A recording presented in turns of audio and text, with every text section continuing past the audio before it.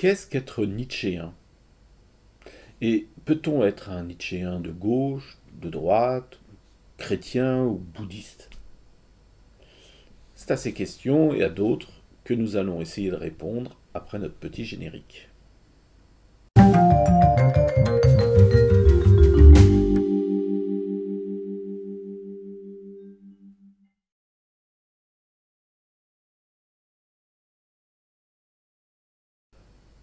Bonjour les Microsoft, j'espère que vous allez bien.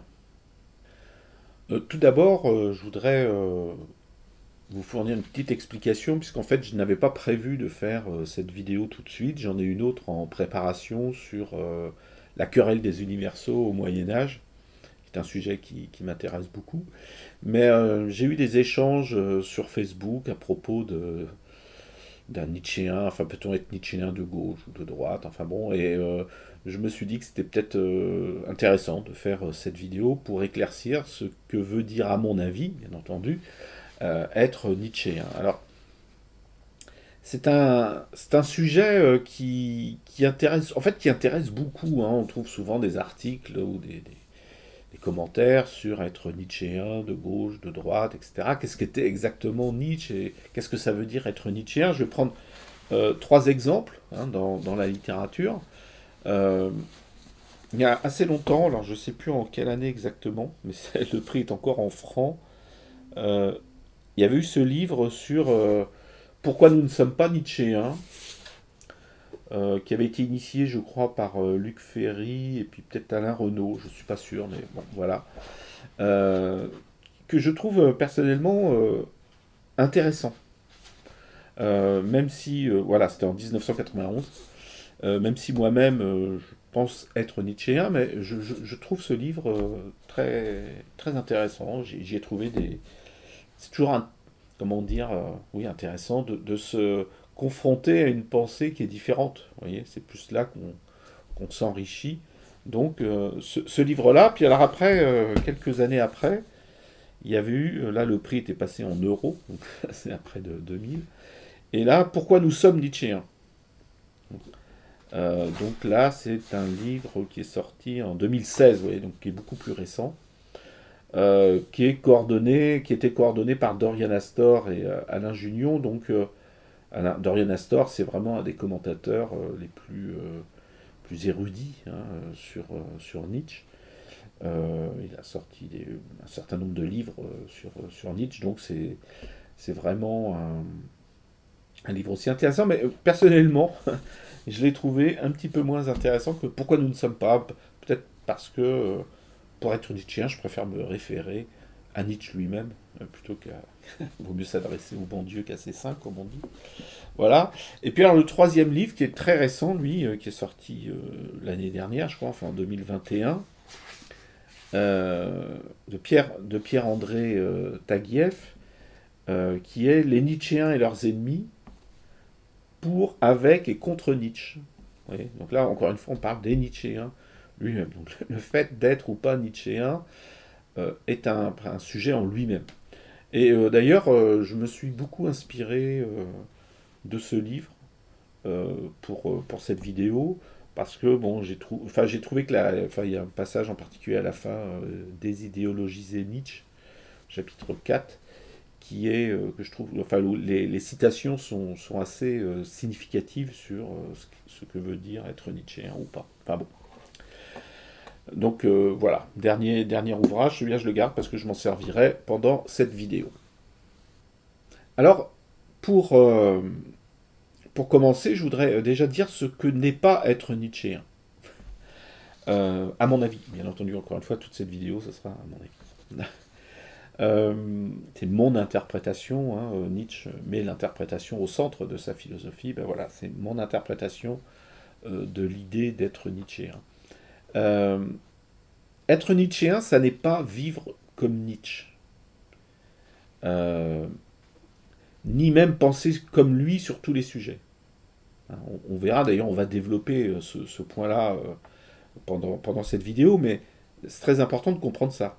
Hein. C'est-à-dire que, d'ailleurs, c'était un peu le sujet de ces livres, pourquoi nous sommes Nietzschéens, pourquoi nous ne sommes pas Nietzschéens. Souvent, comment dire, les auteurs disent oui, mais moi je suis nietzschéen ou pas, enfin surtout ceux qui n'étaient pas nietzschéens, à cause de ce point-là. Mais parfois on peut dire que malgré tout, le fait même de contester Nietzsche, c'est être nietzschéen, puisque lui-même nous invite à contester les idées, à chercher les origines, etc. Donc sur certains points, on peut ne pas être d'accord avec Nietzsche. Moi personnellement, par exemple, je trouve que ce qu'il dit sur les femmes, c'est pas très intéressant. Voilà, c'est même enfin, un peu caricatural, ou parfois, franchement, oui, aujourd'hui on dirait misogyne. Je veux pas, comment dire, transférer les idées d'aujourd'hui sur Nietzsche, mais bon, c'est pas une partie qui m'intéresse beaucoup.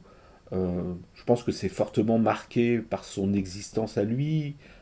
Comme je l'avais dit dans la vidéo sur la vie de Nietzsche, bon, bah, son père est mort quand il était très jeune. Ensuite, il a perdu son frère, son petit frère, mais bon, et puis il a vécu donc dans un monde de femmes. Euh, et puis ensuite, il a eu cette désaventure, cette comment dire, cette désillusion, cette mésaventure amoureuse avec Lou Andrea Salomé, qui fait qu'on peut penser que bon, bah, Nietzsche avait un problème avec les femmes, et donc ça se voit dans certains de ses écrits. Bon, moi personnellement, voilà, je ne trouve pas ça très intéressant. Ce qui ne m'empêche pas, ça n'entre pas en contradiction avec le reste de son œuvre. C'est ça qui est important. Hein. C'est bien sûr, si on n'est pas d'accord avec Nietzsche sur certains points très importants comme l'esprit libre ou autre, alors là, franchement, c'est difficile de se dire nietzschéen. Mais ce qu'il dit sur les femmes, ou ce qu'il peut dire sur, même des fois sur certains points politiques ou autres, ça n'est pas fondamental à mon avis. Donc ça n'est pas suivre Nietzsche dans toutes ses opinions et toutes comment dire, ses choix de vie. Un, un autre exemple, enfin là-dessus, c'est là qu'on voit que c'est être nietzschéen, c'est très différent par exemple d'être chrétien. Ouais. Parce que dans la religion chrétienne, il y a un type de livre, alors j'en ai un ici, là, j'ai mis Nietzsche devant pour le protéger comme ça, qui est l'imitation de Jésus-Christ.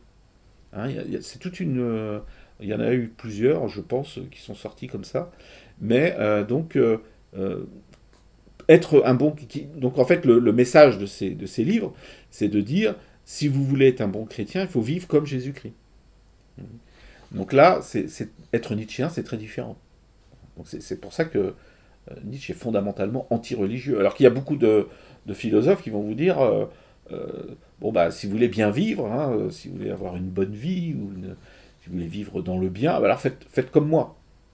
Ouais, donc là, on est quand même plus du côté, j'ai envie de dire, de ce côté chrétien, de l'imitation de Jésus-Christ ou qui que ce soit d'autre. Hein, je ne veux pas me fâcher avec certaines personnes à propos de philosophes, mais je veux dire, vous voyez, on sent bien que certains philosophes sont très prescriptifs, alors que Nietzsche ne l'est pas. Ouais, donc c'est très, on voit bien là une différence fondamentale dans l'esprit philosophique qui anime Nietzsche et donc les Nietzschéens. Donc on peut dire que être nietzschéen, c'est plus une question d'attitude philosophique que de contenu, que d'application ou de respect d'un contenu dogmatique ou systémique, hein, ou idéologique. Hein. C'est-à-dire que être nietzschéen, c'est une attitude, c'est une méthode en quelque sorte philosophique. Ça n'est pas suivre à la lettre tout ce que Nietzsche dit. Alors, un premier exemple de cette attitude philosophique, c'est la notion de philosophe-médecin. Nietzsche le dit à plusieurs reprises dans son œuvre, et Pierre-André Taguieff nous en donne un exemple dans son livre. Donc, par exemple, dans l'avant-propos de la deuxième édition du Gai Savoir, Nietzsche dit « J'en suis encore à attendre la venue d'un philosophe médecin, au sens exceptionnel de ce terme, dont la tâche consisterait à étudier le problème de la santé globale d'un peuple, d'une époque, d'une race, de l'humanité. » Donc là, on voit, on comprend plusieurs choses. C'est donc Nietzsche considère qu'un philosophe, c'est une sorte de médecin qui doit apporter la santé à une civilisation, à des personnes, à une société, etc. Vous voyez. Alors on sait très bien que pour Nietzsche, la santé, c'est pas juste, enfin, c'est pas la maladie, comment dire, comme on peut l'entendre dans la médecine classique. Enfin, vous voyez ce que je veux dire, c'est plus la grande santé qui est en sorte, enfin, qu'on peut résumer à l'amour de la vie telle qu'elle est. Hein. C'est-à-dire le refus des arrière-mondes, etc. La santé, c'est avant tout d'aimer la vie. Et donc le philosophe médecin, c'est celui qui va aider les personnes, les sociétés, etc., à faire la promotion de cet amour de la vie. Mais le médecin, c'est aussi celui qui ausculte, ouais, qui fait un diagnostic. Et pour cela, euh, Nietzsche nous dit il faut philosopher à coups de marteau. On a souvent, alors ça, on trouve cette expression en particulier dans le Crépuscule des idoles, hein, qui est sous-titré Comment philosopher à coups de marteau, je crois, quelque chose comme ça. Euh, donc le philosophe médecin va ausculter tous ceux à qui il veut apporter la santé. Hein, donc son époque, la société, la race, comme il dit des fois. Donc il s'agit vraiment d'un peuple, vous voyez, donc le marteau va aider à ausculter. Alors c'est ce qu'il dit dans le Crépuscule des idoles. Hein, il nous dit ça. Poser ici des questions avec le marteau et entendre peut-être comme réponse ce fameux son creux qui parle d'entrailles gonflées. Quel ravissement pour quelqu'un qui, derrière les oreilles, possède d'autres oreilles encore, hein, donc des oreilles très fines.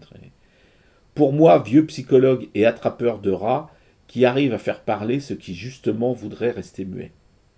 Donc le marteau, c'est ce qui va permettre donc, de faire parler ce qui veut rester muet. On retrouve là l'idée aussi de la généalogie. C'est-à-dire qu'on va essayer de comprendre d'où viennent les choses. Et un peu plus loin, il dit les idoles éternelles que l'on touche ici du marteau comme on ferait d'un diapason. Donc, contrairement à ce qu'on sous-entend parfois quand Nietzsche dit qu'il faut philosopher à coups de marteau, vous voyez, il ne s'agit pas seulement de, il ne s'agit pas de détruire les idoles, il ne s'agit pas de détruire les vieilles religions, la vieille morale, il s'agit surtout de la comprendre, de l'ausculter. Donc le philosophe médecin, c'est celui qui, avant d'apporter des solutions, va chercher à comprendre, va ausculter, mais va ausculter, vous voyez, avec beaucoup de finesse, parce que quand il compare le marteau au diapason, hein, le diapason, c'est pas quelque chose c'est pas un instrument de destruction, et c'est quelque chose qu'on manie doucement. On tape doucement et il faut avoir l'oreille aussi, vous voyez, il faut éduquer son oreille, vous voyez, c'est toute une démarche. Donc, cette image du philosophe médecin, hein, c'est à la fois celui qui guérit, qui apporte bien entendu l'amour de la vie, mais c'est aussi celui qui ausculte. Alors, un autre thème très important chez Nietzsche, et donc qu'il faut, comment dire, sur lequel il faut au moins réfléchir, qu'il faut ausculter, comme l'a vu le philosophe médecin, c'est la morale. Bien entendu, Nietzsche a écrit la généalogie de la morale, il a écrit Par-delà bien et mal, etc. Même le Gai Savoir, il y a des réflexions morales dans le Gai Savoir. Nietzsche n'est pas un philosophe qui se contente d'être hostile à la morale. C'est pas ça du tout. Hein. Je vais prendre un exemple. Dans une lettre à Paul Rée, hein, en 1882, il écrit à propos de Lou Andrea Salomé. Alors, bon, bien entendu, il y a un peu de ressentiment à l'égard de Lou Andrea Salomé. C'est après que Lou Andrea Salomé se soit refusé, etc. Donc, bon, il n'était pas très content, mais ce qui est important, c'est quand même c'est ce qu'il dit. Il faut oublier que ça concerne Lou Andrea Salomé. Alors, elle m'a dit elle-même qu'elle n'avait aucune morale. Et j'ai pensé qu'elle avait, comme moi, une morale plus rigoureuse que quiconque. Donc, vous voyez, là vraiment, c'est très important. Une morale plus rigoureuse que quiconque. Donc, Nietzsche ne nous dit pas, comme on l'a dit dans la vidéo Dieu est mort, hein, Dieu est mort, faites ce que vous voulez, c'est la fête au village, comme on dirait aujourd'hui. Non, pas du tout. Vous voyez, il faut avoir une morale plus rigoureuse. Donc Nietzsche, c'est un philosophe de l'exigence de la morale. Oui. C'est pas, on n'accepte pas comme, c'est un peu comme Pascal hein, qui disait la vraie morale se moque de la morale. Voyez. Donc Nietzsche ne nous dit pas de suivre la morale du temps, la morale de la société, la morale de la religion. Non, non, il s'agit d'avoir une morale supérieure. Donc ça, être nietzschéen, c'est avoir une certaine rigueur morale. Alors, encore une fois, on ne suit pas la morale conventionnelle, mais on ne fait pas n'importe quoi non plus. On a ses propres valeurs, oui, mais on les suit. On les suit pas en fonction des circonstances, vous voyez, c'est pas une morale à géométrie variable. Donc ça, c'est un point très très important. Alors, un dernier sujet, qui me semble important pour définir ce qu'est être nietzschéen, c'est l'esprit libre. Donc, j'ai consacré une vidéo à ce sujet. C'est vraiment fondamental. Clairement, être nietzschéen, c'est s'efforcer d'avoir un esprit libre. C'est s'éduquer soi-même, c'est faire l'effort d'avoir un esprit libre. De la même façon qu'on a vu que la morale était exigeante, l'esprit libre, ça n'est certainement pas une facilité. C'est une exigence. C'est un effort. Alors là, Pierre-André Taguieff a une expression qui est assez intéressante. Il dit « Être philosophe au sens nietzschéen, c'est s'engager dans une tâche infinie de désidéologisation de la pensée. » De la même façon que la morale de Nietzsche, ça n'est pas la morale ordinaire, eh bien, l'esprit libre de Nietzsche, ça ne consiste pas à suivre une idéologie quelconque. Ça n'est pas suivre une idéologie qui prétend nous libérer. C'est pas idéologique. C'est une démarche individuelle d'effort. Et en particulier, c'est une démarche qui est fondée sur le scepticisme. Comme, on va dire, la démarche scientifique est fondée sur le scepticisme. Donc, là, dans la définition, enfin, comment dire, dans la conception de l'esprit libre, il y a quelque chose de la démarche scientifique. Et ça, on le trouve aussi, alors, donc, sur comment dire, le scepticisme. Donc, il y a aussi un texte très intéressant qui est encore cité, extrait de Pierre-André Taguieff, qui est extrait donc de l'Antéchrist. Il ne faut pas s'en laisser compter, les grands esprits qu'on peut aussi appeler des esprits libres, sont sceptiques. Zarathustra est un sceptique. Pour être fort, il faut être libre de toute conviction et savoir regarder librement. Alors, donc là, Nietzsche fait à la fois la promotion du scepticisme, donc du doute, mais d'une démarche, pas d'un doute systémique, on ne s'enferme pas dans le doute. Vous voyez, Nietzsche la philosophie nietzschéenne, c'est aussi une philosophie de l'action. C'est simplement un scepticisme vis-à-vis, encore une fois, des grandes idéologies qu'on veut nous imposer, quelles qu'elles soient. Donc c'est pour ça, les questions de être de gauche, enfin Nietzsche de gauche, Nietzsche de droite, oui, pourquoi pas, on peut être de gauche et nietzschéen, ou être de droite et nietzschéen, mais certainement pas en suivant une idéologie bien rigoureuse, bien carrée, qui a tout prévu, etc. Vous voyez, il faut rester sceptique, même quand on est nietzschéen de gauche, par exemple, il faut être sceptique sur l'idéologie de gauche. Il ne faut pas se contenter d'être sceptique sur l'idéologie de droite, et réciproquement, bien entendu. Et autre point intéressant dans cette citation, donc, c'est pour être fort, il faut être libre. Donc la force dont parle Nietzsche, c'est jamais une force physique de brute. Celui qui est fort, c'est celui qui est libre. Donc c'est celui qui s'est fait sa propre morale, c'est celui qui aime la vie, etc. C'est pas tout ça, ça se rejoint. Vous voyez chez Nietzsche, être libre, c'est être fort, et être fort, c'est être libre. Le surhomme, ce sera sans doute le titre d'une vidéo que je ferai un jour sur le surhomme, mais le surhomme n'est pas une brute. Voilà, c'est ça qu'il faut comprendre. Donc libre de toute conviction et savoir regarder librement. Alors là, c'est intéressant aussi, c'est le mot savoir, ce qui veut dire qu'il y a une notion d'apprentissage. On ne naît pas esprit libre. On le devient en apprenant à regarder les choses librement, c'est-à-dire en dehors de toute idéologie. Et un autre exemple, justement, pareil, encore une fois, cité par Pierre-André Taguieff, c'est un fragment posthume, hein, où donc Nietzsche se sépare de Platon et de Leibniz en disant nous ne croyons plus à des concepts éternels, à des valeurs éternelles, à des formes éternelles, à des âmes éternelles, et la philosophie, dans la mesure où elle est scientifique, philosophie scientifique, et non dogmatique, n'est pour nous que l'extension la plus large de la notion d'histoire. Donc là c'est intéressant parce que donc d'une part, Nietzsche, et donc être nietzschéen, c'est vraiment très important, c'est ne pas croire dans des choses éternelles, dans des choses qui sont fixes, qui existent depuis tout le temps et qui existeront tout le temps. Vous voyez, comme la vérité, la justice, etc. Toutes ces notions-là, Nietzsche ne les conteste pas, il dit juste qu'elles ne sont pas éternelles, qu'elles ne sont pas fixes. C'est en cela que Nietzsche est un philosophe héraclitéen, il croit au devenir. Donc à chaque fois, il nous dit, la philosophie n'est pour nous que l'extension la plus large de la notion d'histoire. C'est-à-dire que ausculter comme un philosophe, comme un médecin philosophe, dont on a parlé tout à l'heure, c'est ausculter en cherchant à comprendre la généalogie de la chose, l'histoire de cette chose. Vous voyez, ça n'est pas juste dire la justice, c'est ça. Non, c'est pas comme ça. On ne cherche pas à comprendre une justice éternelle.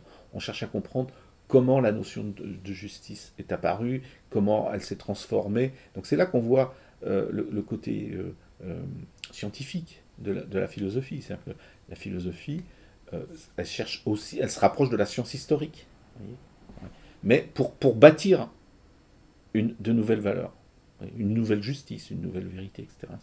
Oui. On est dans le mouvement, pas dans des vérités fixes. Voilà. Donc c'est cela. Donc là, vous voyez, Nietzsche nous parle de la philosophie. La philosophie, donc on a vu le philosophe médecin, philosophe moraliste, et là le philosophe scientifique. C'est être tout ça, être nietzschéen. Et ce qui veut dire que, bien entendu, tous les nietzschéens ne sont pas là, ne disent pas la même chose. C'est très important, cette diversité. Alors, pour finir, et quelque chose qui pour moi résume assez bien, enfin, résume non, pas tout à fait, mais illustre ou peut comment dire, achever cette quête, cette démarche philosophique. C'est un quatrain que j'ai déjà cité, je l'aime beaucoup, et donc je le cite autant que je peux, j'ose dire, qui vient du Gai Savoir, et donc c'est un texte très court dans lequel il dit donc, « Proche, je n'aime pas le prochain, qu'il s'en aille loin et s'élève, comment sans cela deviendrait-il mon étoile ?» Oui. Donc là, Nietzsche nous dit, c'est ce que je disais, c'est là clairement, il nous dit, vous voyez, il ne cherche pas à ce qu'on soit l'imitation, que l'on vive comme l'imitation de Nietzsche. Au contraire, il nous dit, moi, mon prochain, je l'aime lointain, qu'il s'éloigne de moi pour devenir mon étoile. Et peut-être que, en guise de conclusion, je dirais, être nietzschéen, c'est s'efforcer d'être une étoile pour Nietzsche. Mais pour Nietzsche et pour les autres. Et s'efforcer d'être une étoile pour tous ceux qui nous entourent. C'est-à-dire quelqu'un où on se dit, ah là là, vraiment, lui, il a une personnalité. Vous voyez, ça ne veut pas dire que c'est un emmerdeur, parce que des fois on dit, celui-là, il a la personnalité, ça veut dire que c'est un emmerdeur. Pas du tout, c'est pas ça du tout. Mais comment dire, il développe ses propres valeurs, il développe sa propre personnalité, ses propres actions, il vit comme il pense qu'il faut vivre, vous voyez. Voilà, donc j'espère que cette vidéo vous a intéressé. Bien entendu, comme c'est un sujet justement où j'interprète la notion d'être nietzschéen, n'hésitez pas à mettre des commentaires, bien entendu, au contraire, c'est dans ce dialogue que l'on pourra s'éclairer les uns les autres, qu'on pourra devenir des étoiles les uns pour les autres. Si elle vous a plu, comme d'habitude, bien entendu, récompensez-la d'un petit pouce vers le haut. Je vous remercie d'être resté jusqu'au bout. Et puis, je vous dis à bientôt, donc j'espère, pour cette vidéo sur la querelle des universaux. Si j'ai le temps de la finir, sinon j'en ferai peut-être une entre-temps. Voilà, donc je vous remercie encore et je vous dis à très bientôt.